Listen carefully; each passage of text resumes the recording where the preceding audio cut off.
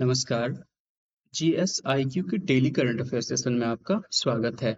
हमारा आज का टॉपिक है भारत वियतनाम ब्रह्मोस मिसाइल समझौता।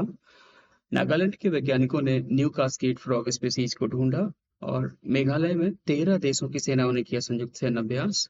म्यांमार के राष्ट्रपति मेन ऑन्ग हलैंग 5 दिनों की भारत यात्रा पर और उर्दू कवि पद्मश्री बशीर बद्र का निधन। आइए एक एक करके देखते हैं। ठीक है, हमारा पहला है आज का topic Bharat Vietnam BrahMos missile समझौता। ठीक है, अभी क्या है, भारत और वियतनाम के बीच ब्रह्मोस सुपरसोनिक मिसाइल का डील हुआ है। ठीक है,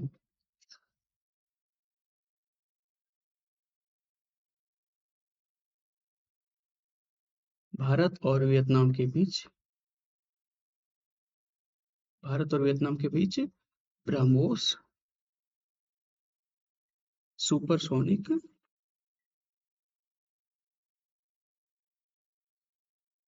cruise missile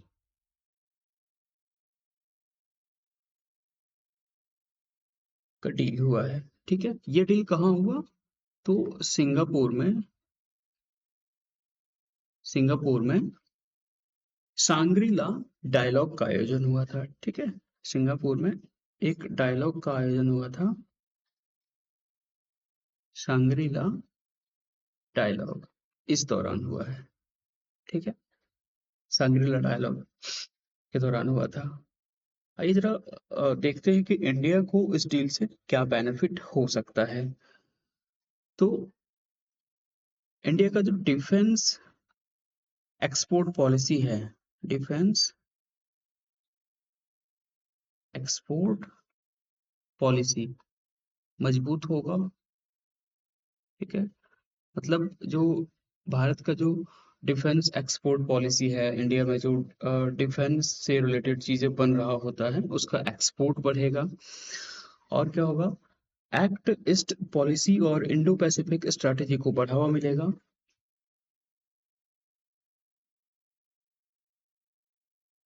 act east policy और इंडो पैसिफिक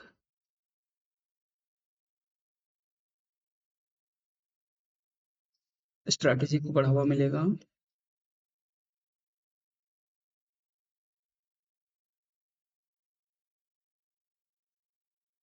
और क्या होगा, साउथ चाइना सी में साउथ चाइना सी में इंडिया वियतनाम स्ट्रैटेजिक कॉपरेशन मजबूत होगा। ठीक है, क्या होगा, इंडिया वियतनाम स्ट्रैटेजिक कॉपरेशन मजबूत होगा।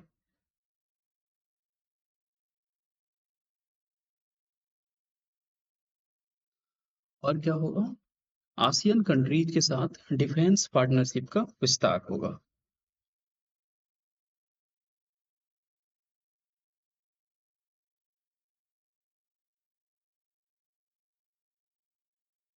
आसियन कंट्रीज के साथ डिफेंस पार्टनरशिप का विस्तार।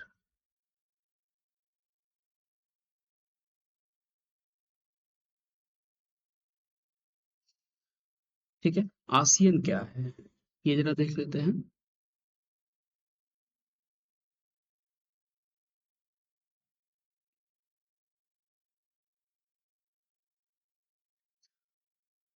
इसका मतलब होता है एसोसिएशन ऑफ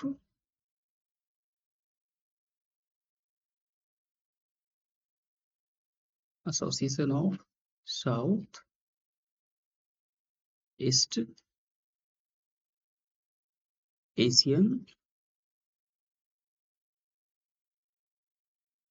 नेशन। इसमें टोटल 10 मेंबर्स हैं। ठीक है, association of south east Asian nation और इसमें टोटल 10 मेंबर्स हैं। ठीक है, अब जरा देखते हैं ब्रह्मोस के बारे में।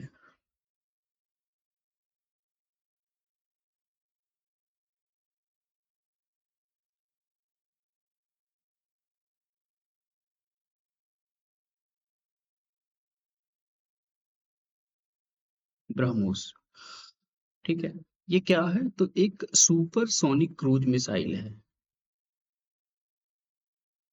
सुपरसोनिक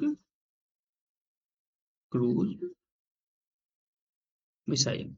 अब यहाँ पे आपको दो वर्ड दिख रहा होगा, एक तो है सुपरसोनिक और दूसरा है क्रूज। तो इन दोनों वर्ड को पहले समझ लेते हैं। सुपरसोनिक क्या होता है? सुपरसोनिक का मतलब होता है ध्वनि की गति या उससे तेज। ध्वनि की गति या उससे तेज। उससे तेज। जैसे जो मैक 1 होता है, ठीक है, ये होता है ध्वनि की गति, speed of sound.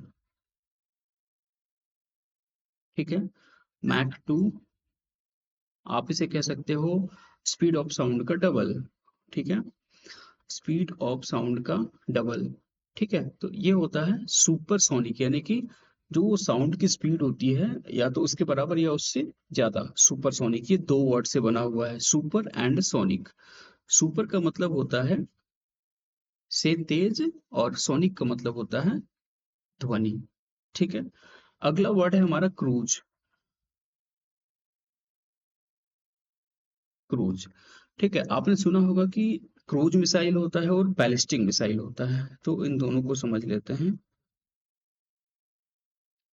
Cruise missile क्या होता है और बैलिस्टिक मिसाइल क्या होता है? जो क्रूज मिसाइल होता है,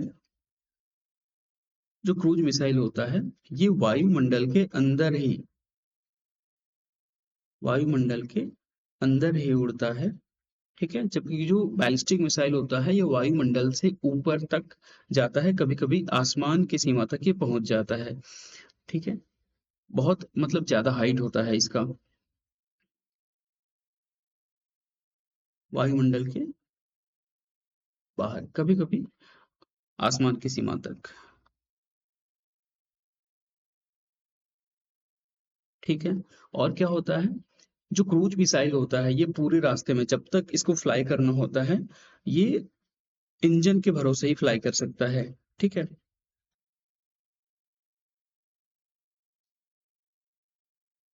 ये इंजन के सहारे फ्लाई करती है। ठीक है, और जो बैलिस्टिक मिसाइल होता है इसको केवल स्टार्ट करने में ही या स्टार्टिंग में ही इंजन की आवश्यकता होती है। स्टार्टिंग में ही इंजन की आवश्यकता होती है। ठीक है, उसके बाद फिर ये कैसे फ्लाई करती है? उसके बाद ये गुरुत्वाकर्षण की वजह से और अपनी स्पीड की वजह से दूरी को तय कर रही होती है। ठीक है, ग्रेविटी एंड स्पीड, इसकी वजह से जो बाकी डिस्टेंस होता है उसको ये तय कर रही होती है। ठीक है, जो क्रूज मिसाइल होता है इसका मार्ग बदलना आसान होता है।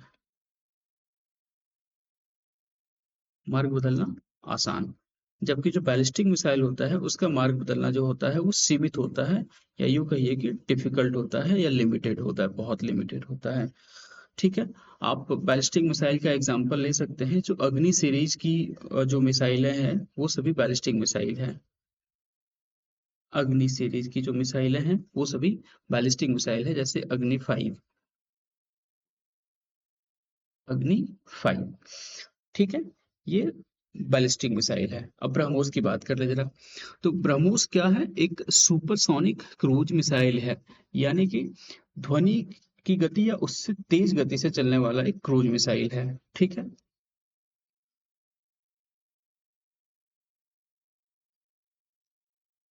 ठीक है, इसे भारत और रूस, इन दोनों ने संयुक्त रूप से डेवलप किया है। ठीक है, भारत की तरफ से DRDO और अ, रूस की तरफ से एनपीओ मोसिनो स्ट्रोयेनिया, मोसिनो स्ट्रोयेनिया, इन दोनों ने इसको मिलकर विकसित किया है। ठीक है, भारत और रूस इन दोनों ने मिलकर विकसित किया है, और इन दोनों की तरफ से जो इसमें ऑर्गेनाइजेशन था वो कौन था, जिन्होंने मिलकर काम किया और इसे डेवलप किया, वो था डीआरडीओ। ठीक है, और एनपीओ मोसिनो स्ट्रोयेनिया। ठीक है, इसका जो नामकरण हुआ है वो भारत की ब्रह्मपुत्र नदी और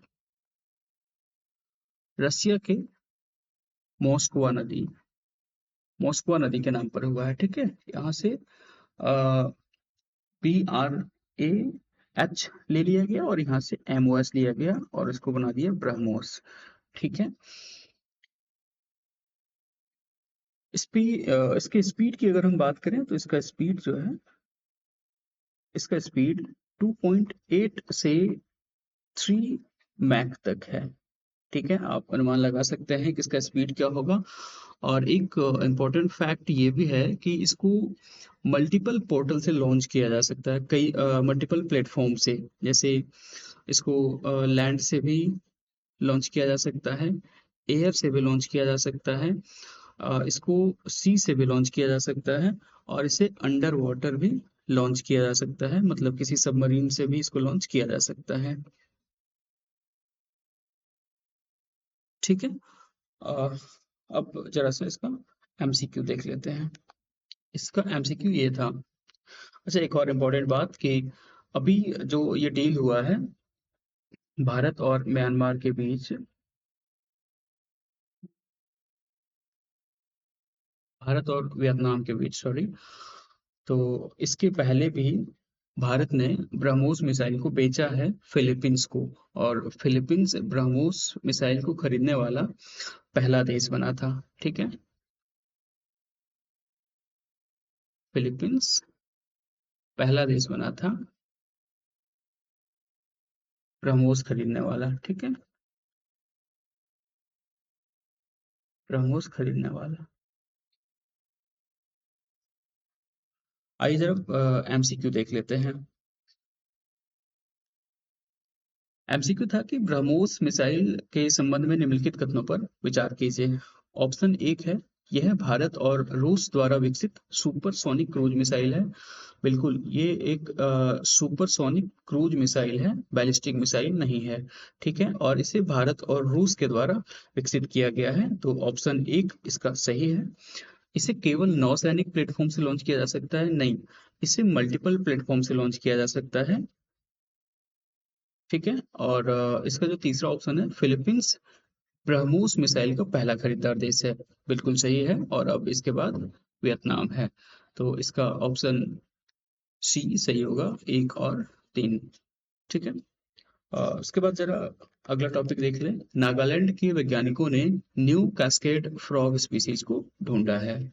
ठीक है, और उसके बाद इसका एमसीक्यू होगा, हाल ही में खोजी गई नई मेंढक प्रजाति एमोलॉप्स कमल किस राज्य में पाई गई है? ऑप्शन है मिजोरम, मेघालय, नागालैंड और मणिपुर। देखते हैं। तो नागालैंड के वैज्ञानिकों ने एक नई प्रजाति ढूंढा है, कास्केड फ्रॉग। ठीक है, इसकी एक स्पीसीज है, कास्केड फ्रॉग की एक नई स्पीसीज है, इसे ढूंढा है और उसको इन्होंने नाम दिया है एमोलॉप्स, एमोलॉप्स कमल। ठीक है, इन वैज्ञानिकों ने अभी जिस प्रजाति को ढूंढा है उसका नाम दिया है एमोलॉप्स कमल। ये नाम इन्होंने दिया है डॉक्टर कमल चौधरी के नाम पर, डॉक्टर कमल चौधरी के नाम पर। ये एक जीव विज्ञानी थे। ठीक है, तो उनको सम्मान देने के लिए उनके नाम पर इन्होंने इसका नाम दिया है एमोलॉप्स कमल। ठीक है, ये जो नई वाली प्रजाति है ये एमोलॉप्स वंश की एक प्रजाति है, एमोलॉप्स वंश की प्रजाति है। ठीक है, और आमतौर पर इस वंश को हम कास्केड फ्रॉग ही कहते हैं, कास्केड फ्रॉग। ठीक है, तो इन्होंने जिस स्पीसीज को ढूंढा है उसका नाम एमोलॉप्स कमल दिया है, और ये नाम उन्होंने डॉक्टर कमल चौधरी को सम्मान देने के लिए दिया था। तो ये जो वंश है एमोलॉप्स वंश, ये आमतौर पर कास्केड फ्रॉग ही कहलाता है। ठीक है, जानते हैं जरा कास्केड फ्रॉग के बारे में कि कास्केड फ्रॉग आखिर है क्या, ये होता क्या है। ठीक है,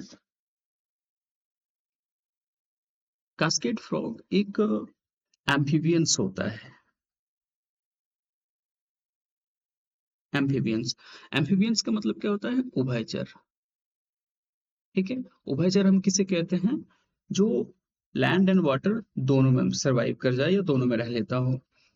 ठीक है, लैंड एंड वाटर, इन दोनों जगह पे ये रह लेता हो, वो एम्फीबियंस होता है। ठीक है, और जो कैस्केड फ्रॉग होता है, इसको स्वच्छ एवं तेज बहाव वाली जो जल स्रोत होती है वो इन्हें ज्यादा पसंद आता है। ठीक है, स्वच्छ एवं तेज बहाव वाला जल स्रोत, जैसे स्वच्छ एवं तेज बहाव वाला जल स्रोत, जैसे जो पहाड़ी झरना होता है, ये आपको वहां पे मिलेगा। और कहाँ मिल सकता है, जो पहाड़ी नदियां होती है। ठीक है, और कहाँ मिल सकता है, जो चट्टानी धाराएं होती हैं। ठीक है ना,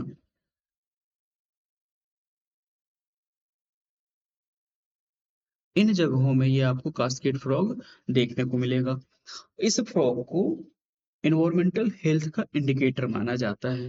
जो कास्केड फ्रॉग होता है, इसको इन्वायरमेंटल हेल्थ का इंडिकेटर माना जाता है, या इन्वायरमेंट हेल्थ का इंडिकेटर। ठीक है, इसका जो खोज किया है वो जूलॉजिकल सर्वे ऑफ इंडिया के वैज्ञानिकों ने किया है।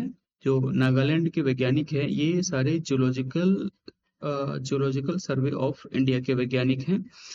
तो जरा सा इन वैज्ञानिकों, जो जूलॉजिकल सर्वे ऑफ इंडिया है, इसकी भी बात कर लें।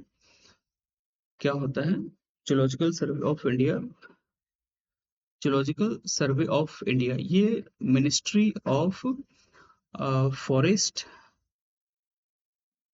Ministry of environment, forest and climate change के अंतर्गत आता है। ठीक है, ministry of environment, forest and climate change के अंतर्गत आता है। इसका जो स्थापना है 1916 में किया गया था, और इसका हेड क्वार्टर या मुख्यालय कहिए कोलकाता में है।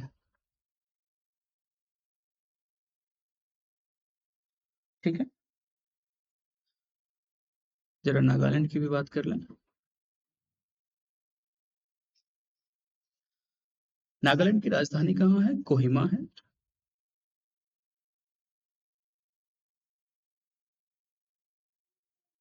इसका स्थापना 1963 में किया गया था, भारत के 16वें राज्य के रूप में। 16वें राज्य के रूप में।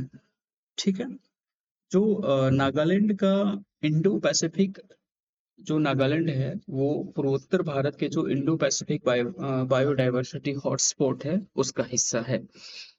ठीक है, नागालैंड भारत के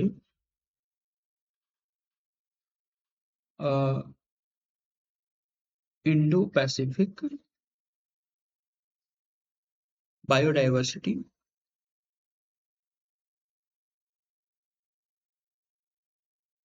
हॉटस्पॉट का हिस्सा है। ठीक है, और जो नागालैंड का एक फेस्टिवल है, हॉर्नबिल फेस्टिवल,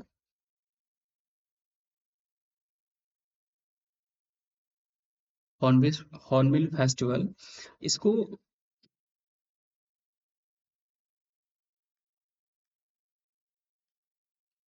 हॉर्नबिल फेस्टिवल, इसको फेस्टिवल्स ऑफ फेस्टिवल कहा जाता है।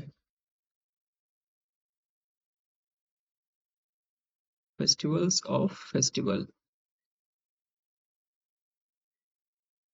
ठीक है, इसको फेस्टिवल्स ऑफ फेस्टिवल कहा जाता है।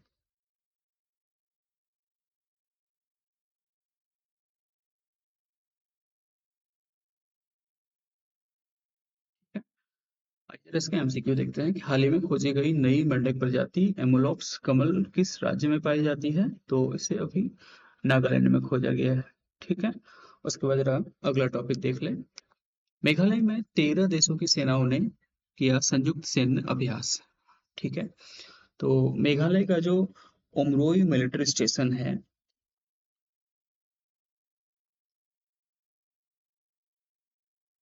उमरोई मिलिट्री स्टेशन, यहाँ पे 13 देशों की सेनाओं ने 13 देशों की सेनाओं ने जॉइंट मिलिट्री एक्सरसाइज किया है। जॉइंट मिलिट्री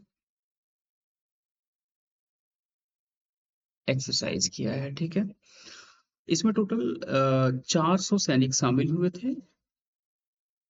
400 सैनिक इसमें शामिल हुए थे। ठीक है, ये प्रगति एक्सरसाइज 2026 का पहला संस्करण था। ये जो एक्सरसाइज था, ये एक्सरसाइज प्रगति का 2026 का पहला संस्करण, पहला यानी मेडल। ठीक है,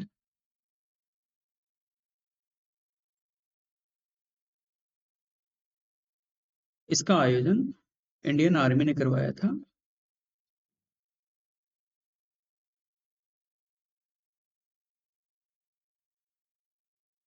इंडियन आर्मी ने करवाया था।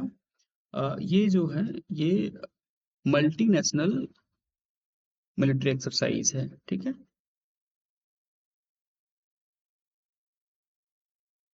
मल्टीनेशनल मिलिट्री एक्सरसाइज है।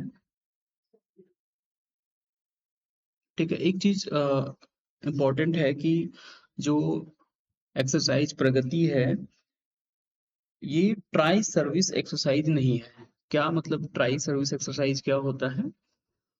तो पहली बात तो not a tri service exercise, tri service exercise.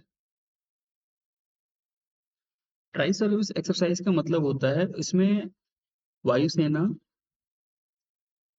जल सेना और थल सेना, तीनों सेनाएं भाग लेती हैं। लेकिन जो एक्सरसाइज प्रगति है, इसमें केवल आर्मी ही भाग लेती है, इसमें वायुसेना और जल सेना भाग नहीं लेती है। ठीक है ना? तो प्रगति की जगह से बात कर लें तो एक्सरसाइज प्रगति की बात करें।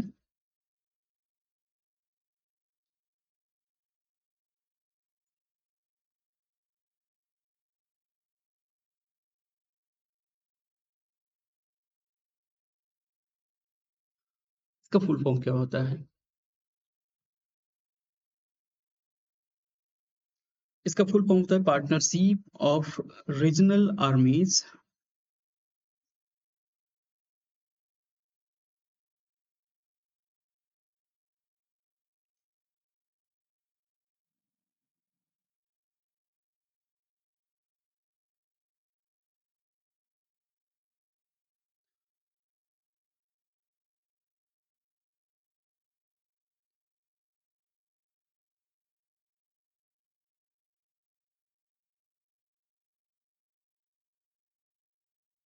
Partnership of regional armies for growth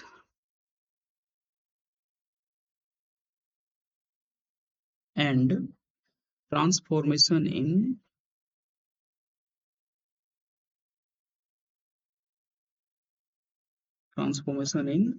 the Indian ocean reason.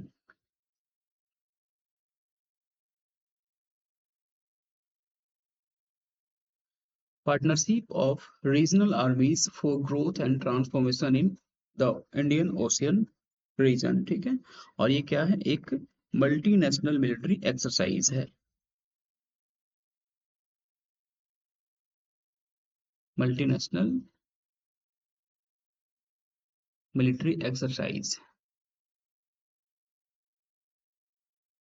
ठीक है, आइए अब जरा सा इसका एमसीक्यू देख लेते हैं।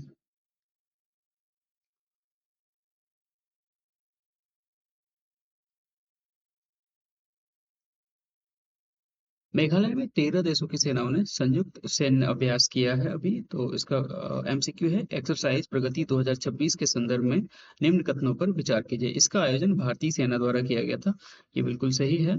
इसका मुख्य फोकस काउंटर टेररिज्म ऑपरेशन है। बिल्कुल, इसका जो फोकस है इस एक्सरसाइज का, वो मल्टीपल चीजों पर है, लेकिन उसमें से एक काउंटर टेररिज्म ऑपरेशन भी है। ठीक है।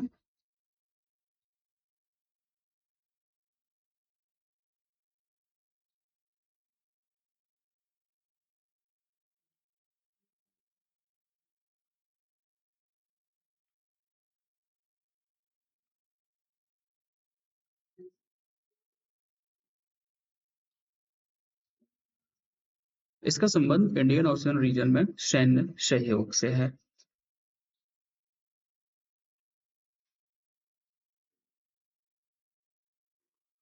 आप देख सकते हैं यहाँ पे इसका फुल फॉर्म जो है, partnership of regional armies for growth and transformation in the ocean, Indian ocean region, transformation in the Indian ocean region. और ये एक क्या है, मल्टीनेशनल मिलिट्री एक्सरसाइज है। ठीक है।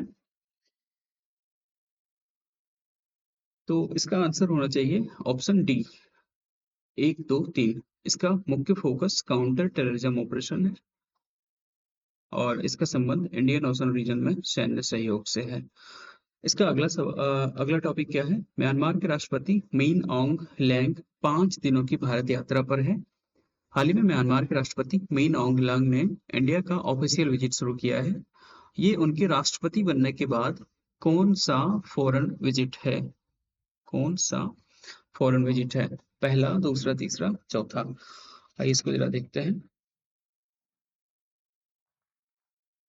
म्यांमार के राष्ट्रपति मीन आंग लैंग जो हैं, ये अभी 5 दिनों की भारत यात्रा पे हैं। इस दौरान वो मुंबई और दिल्ली के कुछ कार्यक्रमों में भाग लेंगे और उन्होंने अभी बोध गया का जो महाबोधि मंदिर है, वहां पे विजिट किया था। ठीक है।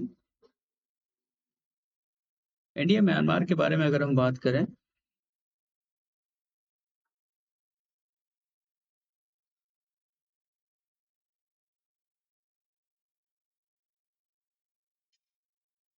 इंडिया म्यांमार के बारे में अगर हम बात करें, तो ये एक दूसरे से जो लैंड बॉर्डर शेयर करता है, इसकी लंबाई लगभग 1643 किलोमीटर है। 1643 किलोमीटर है। और भारत के 4 राज्य म्यांमार की सीमा को टच करते हैं। कौन कौन? अरुणाचल प्रदेश, नागालैंड, मणिपुर एंड मिजोरम। ठीक है।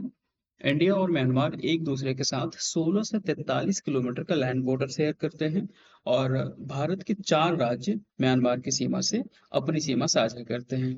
ठीक है। इंडिया की जो एक्ट ईस्ट पॉलिसी है, उसके तहत एक दूसरे को trade, connectivity, border management and defence में एक दूसरे को सहयोग करते हैं। और क्या होता है, इंडिया एंड म्यांमार जो है, ये एक्ट ईस्ट पॉलिसी इंडिया की जो एक्ट ईस्ट पॉलिसी है,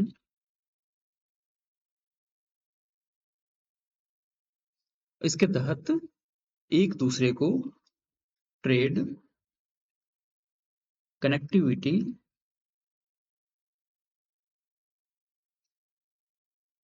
बॉर्डर मैनेजमेंट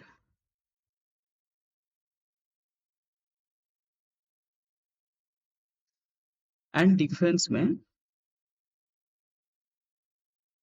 सहयोग करते हैं। ठीक है। और क्या है जी, और इन दोनों के बीच में, इन दोनों देशों के बीच में जो कनेक्टिविटी का प्रोजेक्ट है, 2 प्रोजेक्ट भी चल रहा है।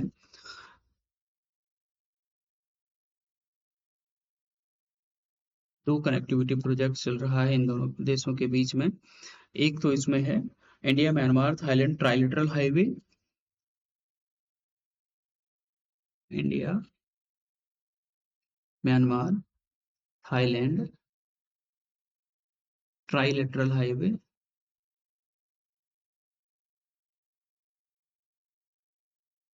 Trilateral highway. और दूसरा है Kaladan multi modal transit transport project.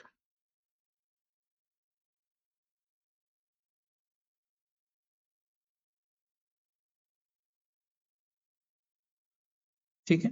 इसके अलावा जो भारत और म्यांमार हैं, ये दोनों ही देश, भारत और Myanmar,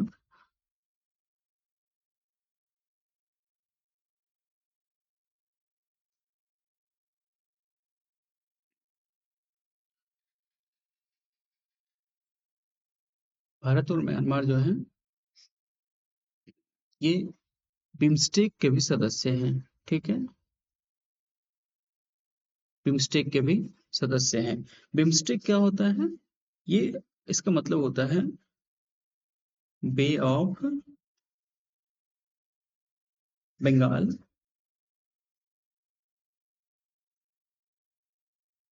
initiative for multi sectoral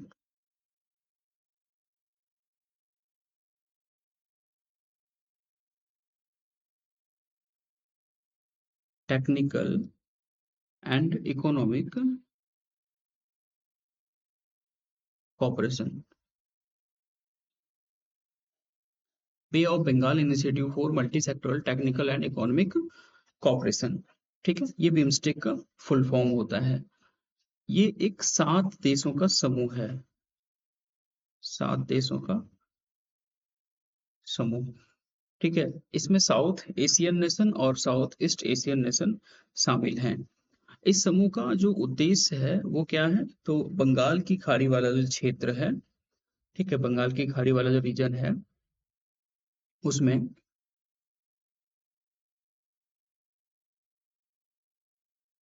Bengal की खाड़ी वाला रीजन में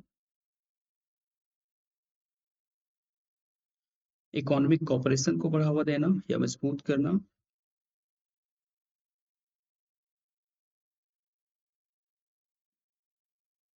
इकोनॉमिक कॉपरेशन, कनेक्टिविटी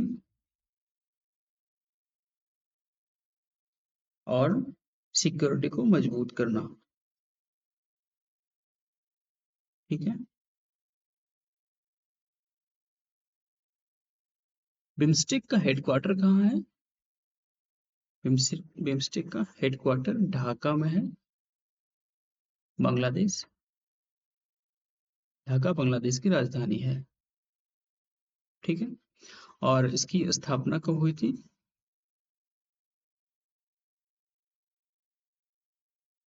1977 में। आइए अब इसका एमसीक्यू देख लेते हैं। म्यांमार के राष्ट्रपति मीन ऑन्ग ह्लेंग 5 दिनों की भारत यात्रा पर है। तो हाल ही में म्यांमार के राष्ट्रपति मीन ऑन्ग ह्लेंग ने इंडिया का ऑफिशियल विजिट शुरू किया है। ये उनके राष्ट्रपति बनने के बाद कौन सा फॉरेन विजिट है? पहला, दूसरा, तीसरा या चौथा? तो अभी राष्ट्रपति के बनने के बाद उनका ये पहला विजिट है। ठीक है, हमारा अगला जो टॉपिक है वो है उर्दू कवि पद्मश्री वसीर बद्र का निधन हो गया। तो अभी इनका जो निधन हुआ है 91 वर्ष की उम्र में हुआ है, 91 वर्ष की उम्र में हुआ है। इनका जन्म उत्तर प्रदेश में हुआ था 1935 में, उत्तर प्रदेश में हुआ था। इनको 1999 में पद्मश्री से सम्मानित किया गया था। ठीक है, पद्मश्री से सम्मानित किया गया था और 1999 में ही इन्हें उर्दू के लिए साहित्य अकादमी अवार्ड से भी सम्मानित किया गया था, साहित्य अकादमी अवार्ड। उर्दू के लिए, ठीक है। सवाल क्या था कि हाल ही में वसीर बद्र का निधन हो गया, उनका संबंध किस भाषा से था? तो उनका संबंध उर्दू भाषा से था, ठीक है। इनको जो पद्मश्री से सम्मानित किया गया था, ये लिटरेचर के क्षेत्र में इनको दिया गया था।